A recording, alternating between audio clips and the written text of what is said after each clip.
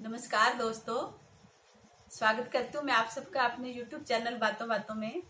आज बातों बातों में एक टॉपिक हम जोड़ते हैं मस्ती का। मस्ती कितनी जरूरी है लाइफ में। मस्ती से हमारी लाइफ जो है कितनी इजी हो जाती है, कितनी आसान हो जाती है। विपरीत परिस्थितियों में भी मस्ती कैसे हमारी थकान को दूर करती है। जब हमारी परिस्थितियां हमारे कंट्रोल में नहीं रहती है, उस टाइम जो हमारा मस्ती वाला स्वभाव होता है कैसे हमको उस पार पहुंचाता है। इस बात को मैं एक छोटी सी कहानी के द्वारा आपको समझाने की कोशिश करती हूँ। नदी बह रही थी, शांत सरल एकदम। उसमें दो तिनके बह रहे थे, दो तिनके अपनी मस्ती में जा रहे थे। इतने में क्या हुआ कि थोड़ा सा आगे बढ़ने पर नदी के अंदर का जो बहाव था वो थोड़ा सा तेज हो गया। अब तेज हो गया तो दोनों जो तिनके बह रहे थे उसमें एक जो था थोड़ा सा उदंडी स्वभाव का था। उसने कहा नदी की हिम्मत कैसे हुई भी अपने भाव से मेरी दिशा को जो है वो परिवर्तित कर दिया। तो दूसरे तिनके ने उसको समझाया कैसी भी परिस्थितियां हो समभाव में रहो। समभाव में रहोगे तो आपका जो कठिन रास्ता है वो भी आसान हो जाएगा। तो वो बोला नहीं, मैंने तो वो नदी के खिलाफ जाके ही अपने आप को उस साइड लेके जाना है। अब नदी का भाव बहुत तेज था। जो मस्ती में तिनका बह रहा था वो नदी के भाव के साथ ही बहता रहा बहता रहा बहता रहा। और जो दूसरा तिनका था वो हमेशा नदी के खिलाफ जाने की कोशिश करता। वो थोड़ा सा आगे बढ़ता, नदी उसको फिर धकेल देती। वो फिर थोड़ा सा उसके विपरीत जाता, फिर नदी उसको धकेल देती। तो नदी के किनारे तक पहुंचते पहुंचते अब मैं आपको बताती हूँ कि दोनों तिनकों की हालत क्या थी। एक तिनका जो नदी के भाव के साथ मस्ती से बहता जा रहा था, बहता जा रहा था, बहता जा रहा था, वो सकून भाव से नदी के किनारे लग गया। उसको कोई थकावट नहीं हुई, कोई झुंझलाहट नहीं हुई, कोई वो टेंशन में नहीं था। वो नदी के अंदर भी मस्त था और नदी के बाहर जब किनारे पर लग गया वो तो भी मस्त था। लेकिन उसके विपरीत जो दूसरा तिनका था, जो अपने आप को नदी के बहाव के विपरीत बहाने की कोशिश कर रहा था, पहुंचा वो भी नदी के किनारे एक ही टाइम में। लेकिन उसकी हालत जो थी वो बहुत पतली थी। कैसे पतली थी? सबसे पहले तो वो बहुत थका हुआ था, बदहवास था, झुंझला रहा था, तिलमिला रहा था। क्यों?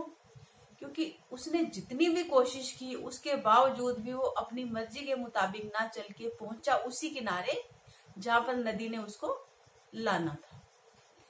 तो यही नियम जो है वो हमारे जीवन पर भी लागू होता है।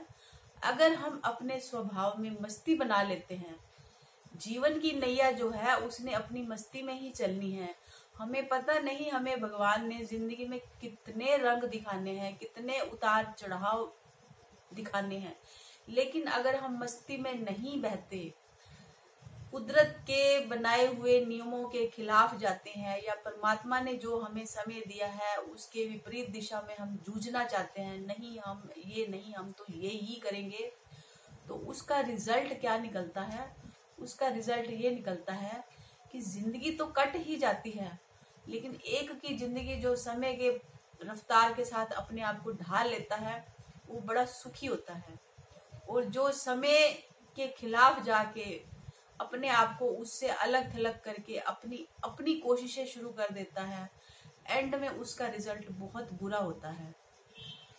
तो मेरे भाइयों बहनों, मेरे फ्रेंड्स, जैसा समय चल रहा है उसी समय के अनुसार अपने आप को ढाल लो, जिंदगी बहुत आसान हो जाएगी। पहुंचना वही है जहां सबने पहुंचना है। ये जो कोरोना वायरस का ये जो अटैक हम पर हुआ है, इसमें क्या है, कुछ लोग झुंझुला रहे हैं, कुछ लोगों को बिजनेस के ठप होने का वो है, कुछ लोगों को घर में बैठने से दिक्कत होती है, कुछ लोगों को ओवरलोडिंग वर्क जो लेडीज को मिल गया है उससे झुंझलाहट होती है। ये समस्या किसी एक इंसान की नहीं है, ये पूरे वर्ल्ड की है। किसी एक इंसान की नहीं, किसी एक घर की नहीं, किसी एक मोहल्ले की नहीं, किसी एक नगर की नहीं, किसी एक देश की नहीं, पूरे वर्ल्ड की समस्या है। और हर इंसान जो है इस समस्या से जूझ रहा है। इसलिए जैसा परमात्मा ने वक्त दिखाया है उसको इजीली हैंडल करो और अपने आप को इस मुसीबत से बाहर निकालने के लिए अच्छे समय का इंतजार करो। मेरा टॉपिक सिर्फ आज के लिए यही था। वक्त की धारा के साथ बहते चलो, जैसा वक्त आएगा उसी के हिसाब से अपने आप को ढाल लो, बाकी सब उस परमात्मा पे छोड़ दो। उसी ने ही हमारी नैया को पार लगाना है। हमें डरना नहीं है, हमें सिर्फ प्रिकॉशन लेनी है और वो प्रिकॉशन लेके हम इस मुश्किल की घड़ी को टाल देंगे। Stay home, be safe. मिलते हैं एक नई वीडियो के साथ, एक अच्छे से टॉपिक के साथ। Bye bye.